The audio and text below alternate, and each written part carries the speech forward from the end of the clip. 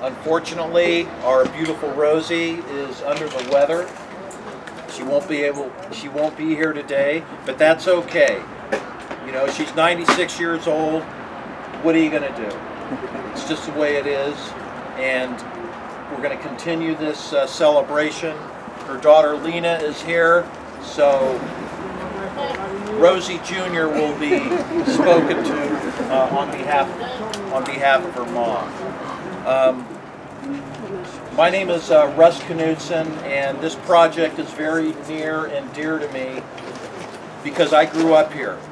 I was born in 1955, and I lived on the other side of town over there with my family. My dad was born in 1927, and he also lived here. This was well before the bridge was built. And in 1960, Marin City went through a redevelopment plan, and we had to give up our house so that they could build a church. And we moved to the middle part of Sausalito. We stayed in touch with the community. My father was a Little League baseball coach for about 40 years, and they named the baseball field after him. So it's, you know, that's why this project means so much to me, because this is home, and it just feels really great to be here. And even though Gustavia is not feeling well, this is an honor not for her, but for the entire community of Marin City, and for her family, her friends. It's really an important honor, and it goes beyond Gustavia, and I'm just so glad to be a part of this. Gustavia is a member of the First Missionary Baptist Church. Is that correct? Is that the correct name? That is correct. Yes. And Pastor Leggett at the end of today is going to bless this garden and this event. And just to let you know, where our house was is where First Missionary Baptist Church is. So it's kind of coming full circle.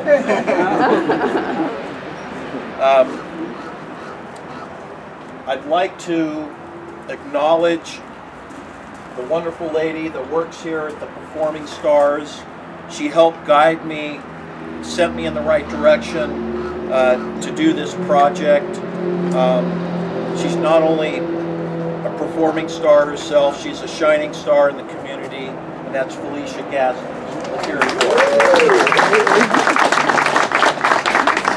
Been my neighbor for 27 years and have guided me to while I'm still here. We also have some honored guests here, and I'm going to bring up a Rosie the Riveter from Richmond. Her name is Phyllis Gould. She is the rock star of Rosie's. She has gone to the White House to petition for a day of honor for the Rosie the Riveters. She has met Barack Obama and said, "Come on, you gotta recognize us." And she's got a little poem that she would like to recite. Okay, you're up, Phyllis.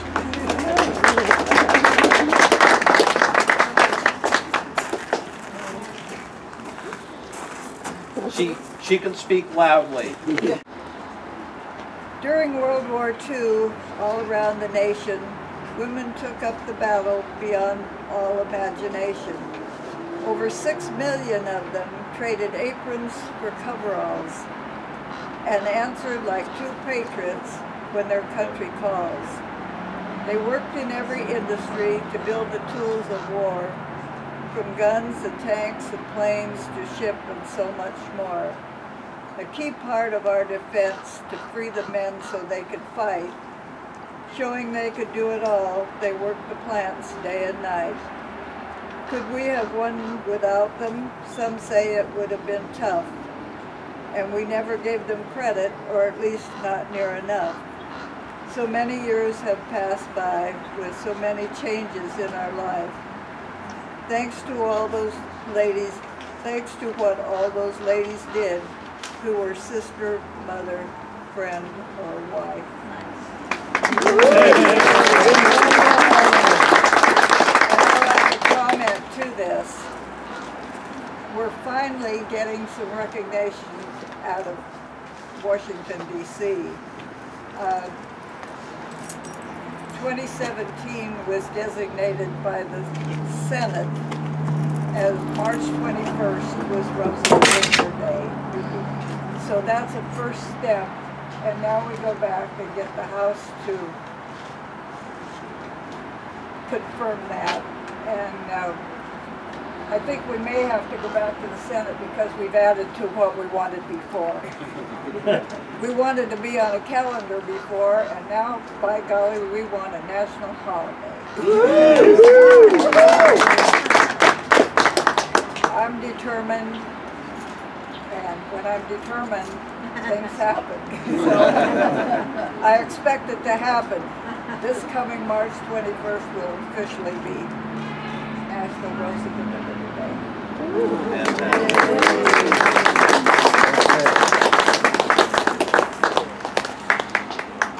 As a little surprise, I would like everyone to close their eyes or look down and listen to a voice.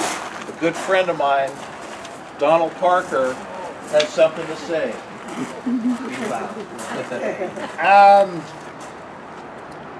When Russ called to invite me down here, I told him, Russ, it's going to be December 7th.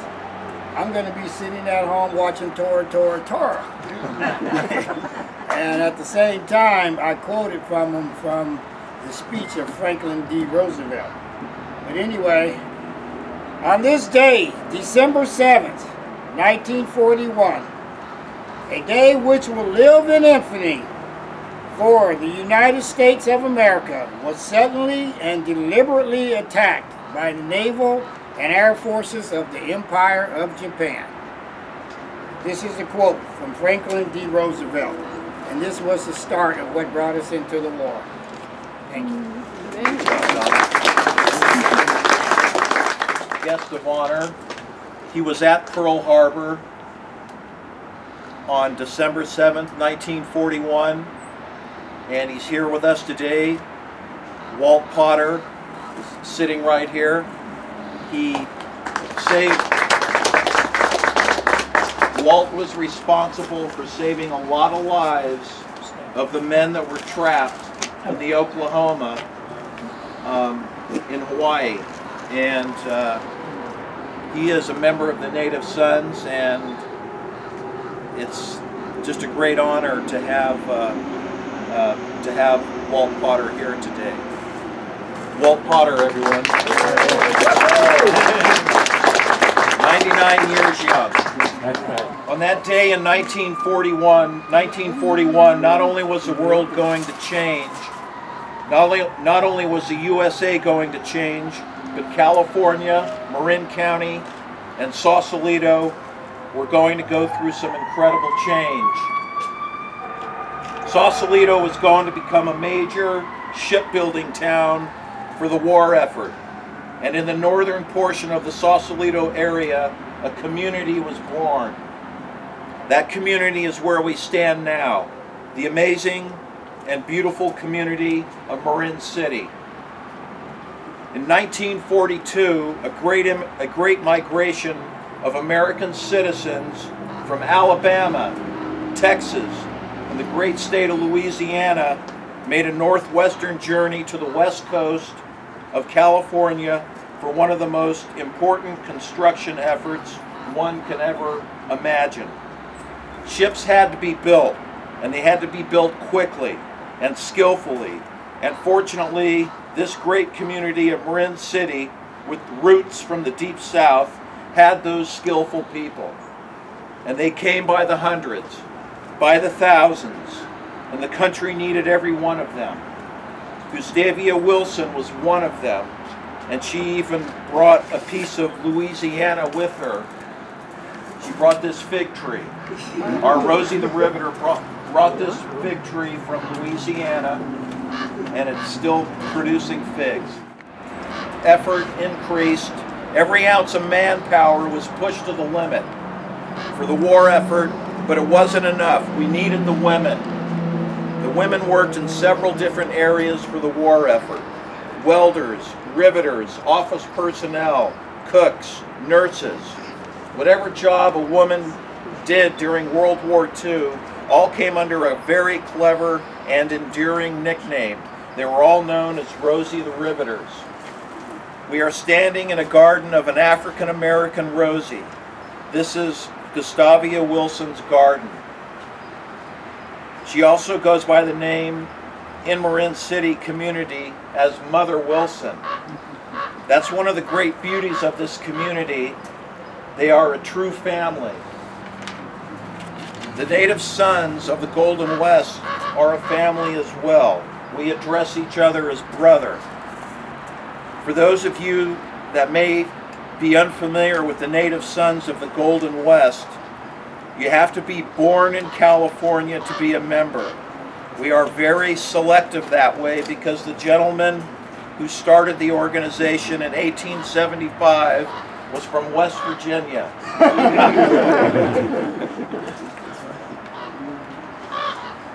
In the past, the native sons were selective. Not everyone was included, but that was in the past. And we can't change the past, but we can learn from it and we can get better from it. And each day and every day, the native sons of the Golden West are getting better. In 1967, Tom Fong was to become our first minority member. He is here with us today. Where's Tom? Tom is back there. And Reggie Vance, who is with us here today, was our Parlor's first African-American president. Reggie. And they have made our organization a better organization. Our number one mission in the Native Sons is to honor California history. We want as many people as possible to know about the historical greatness of this state. And today we honor greatness. This is your day, Gustavia. And this is a beautiful new garden that the Native Sons has so proudly rebuilt for you. It's the very least we could do for such a magnificent and beautiful person with ties to California history. Gustavia Wilson has made California a better place. She has made the country a better place. She has made the world a better place. How did she do that? Well, in 1942, she answered the call to participate and lend a hand in one of our country's most daunting of challenges, and that was to win World War II. Everyone here is so thankful to you and the other wonderful Rosies that put this nation on your back with your Rosie the Riveter confidence. Before we get to the final blessing by Pastor Leggett, I want to mention a few other things about the Native Sons. The Native Sons has 3 words that are part of our creed, part of our motto, words that we try to live by. And those words are friendship, loyalty, and charity. In friendship, we want to extend to Gustavia, her family, and this marvelous community a hand in friendship. And charity, to those of you who don't quite know a lot about us, you are invited to learn about our charitable causes. For it is the act of giving and acts of charity that can put a smile on someone's face, which in turn puts a smile on your face. Charity has a way of doing that. I can thank my wife for that because that's the way she has always been. Well said. And loyalty. The Native Sons will always be loyal to the country, and loyal to California, and loyal to this community. As a Native Son of the Golden West, and I do hope I speak for all Native Sons, we believe in America the Beautiful. And I can proudly and humbly say that we made a beautiful garden for an African-American Rosie the Riveter, our beautiful Rosie that we honor today, Gustavia Wilson, also known as Mother Wilson. You know, this isn't a big piece of America that we made more beautiful. It's only a 20-foot by 20-foot patio garden, but it's a very, very important 20-foot by 20-foot patio garden. It is Gustavia's garden, and it was rebuilt with native son love and native son pride. As we bring this ceremony to a close with a blessing by Pastor Leggett, the native sons in the First Missionary Baptist Church have added one final touch to Gustavia's garden.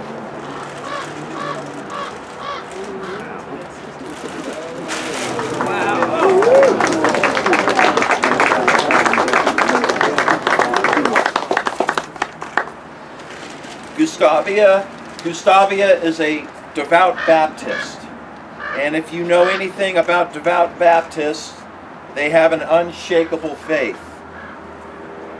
As devout as Gustavia is, sometimes she cannot make it to Sunday church. But she doesn't have to worry about that anymore, because we brought the church to you, Gustavia. Will you give this garden your blessing? And if it's okay, after we all say our final amen, let's give a big round of applause for Gustavia Wilson, her family, our other Rosie, Walt Potter, and everyone in this entire community.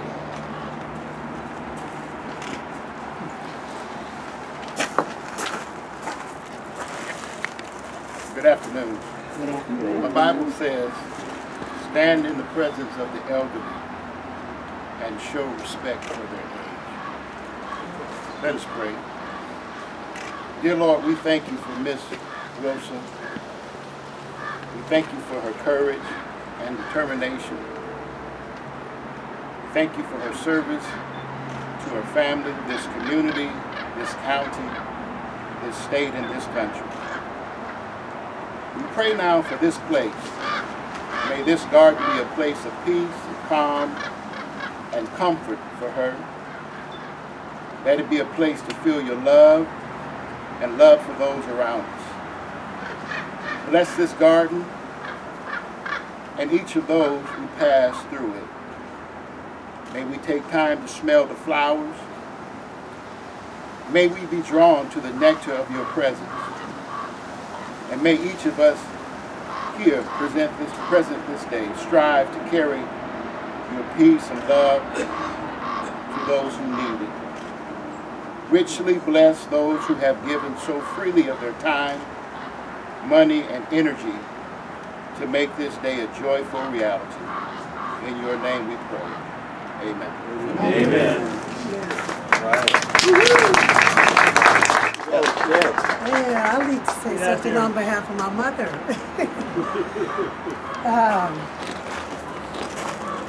You know, I know that she is so happy and so grateful for all the love and the beautiful garden and everyone that helped out and devoted their time, the native sons and Russ for coming and built a friendship and a phone friendship too.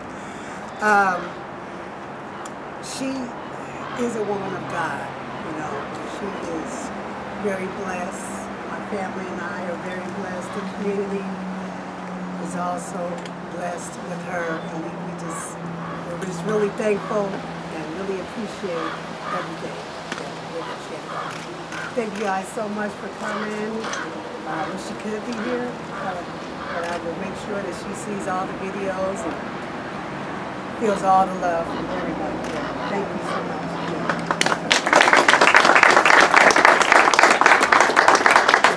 Sorry, I didn't get to meet you much. Oh, I'm 96 too. Yes. Working it together. Thank you. My best friend. I'll take that. I'll take that. I'll take that.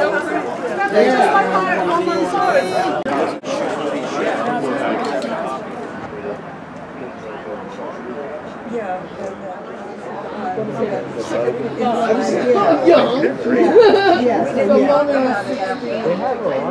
Because everybody did something, you know. And that was the first time. Our kids grew up together, so we know each other for a while. I gotta go. I had one. I only one drink. And I was 20 years old. Not as serious, I guess, as I would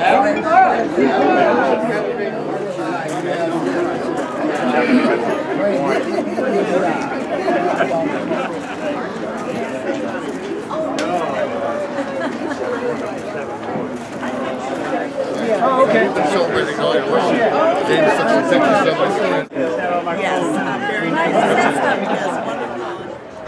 And this pin means a lot to me. A group of us were in Sacramento, and we were being honored of a sort. And this assemblyman came up behind me, and he took it right off of his coat and pinned it on me, and I haven't moved it since. I thought I was so touched by that.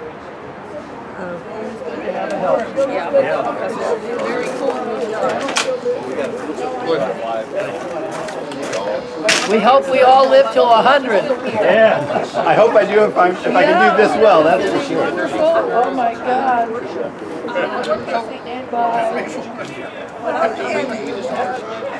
I literally took it too literally. So you can sit down and we can talk. Good luck, sir. That's where our house used to be. And when they did the redevelopment plan, Reverend Banks' church. is it his or Pastor Leggett? No, I think Reverend Banks. He had a church down there by the post office. Well, anyway, our house got replaced by a church, which is, that's okay. God He wants was to up live on the there. hill there, back up on the hill up here. No, we were down Boards or something here. I remember going to the store there. My mom would give me a note of things to get. She'd give me $10. I was like 4 or 5.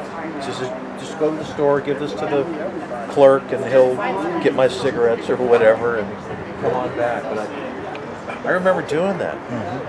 Just walking by myself, a little kid, a note, a few bucks to go to the grocery store and walk back home.